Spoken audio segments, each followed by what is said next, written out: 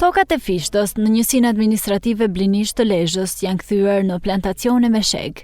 Kjo frutikulturë është kultivuar masivisht në këtë fshat, por problem mbetet mungesa e tregut.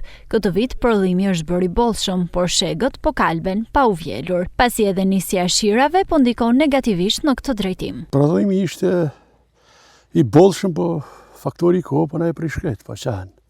Tregu shumë dobt. Gjithë prodhimi. Mi 100 dalë mu mikun poshtë si vjetë. Sët 5 ditë ose kam i kohër. Tu prodhon 3-400 dalë në vjetit i prodhojon. Edhe sa shes, 100 dalë. Ikun këtë malli dam. Shteti ka i meritë që pse hapi kanalin vadis për këta pasijet. Bashkia na bani me fadro me gjana, na bani kanalin. Fermerët shprehen të zhgënjur me investimet e bëra, pasi edhe mbështetja e institucioneve shtetërore me subvencionet ka qenë zero. Tregu nuk është i sigurt.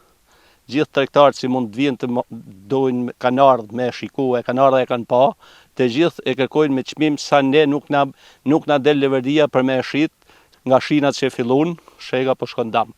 E gjitha po belset. Edhe treg nuk ka. Për mendimin tem s'ka më fitim kjo kulturë, si shkoj dam si vjet kjo iku. Si zgjidhje shihet ngritja e pikave të grumbullimit dhe eksporti i këtij produkti jashtë vendi. Për të realizuar diçka të tillë duhet të ndërhyjnë institucionet shtetërore, thot specialisti i bujqësisë Preng Marko. Pa shtet, fermeri shqiptar është i falimentuar.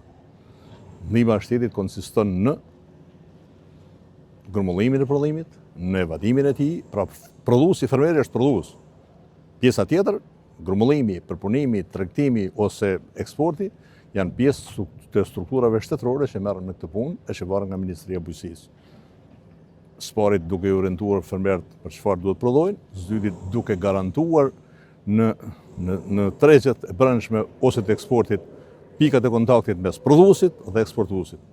Sepse fermeri nuk e ka të mundun që të gjejë grumbullues, të gjejë pika grumbullimit, të gjejë eksportues, sepse kaq është mundësia e tij. Në Fisht janë kultivuar rreth 10 hektar tokë me frutikulturën e shegës, ndërsa çmimi varion nga 80 deri në 120 lekë për kilogram.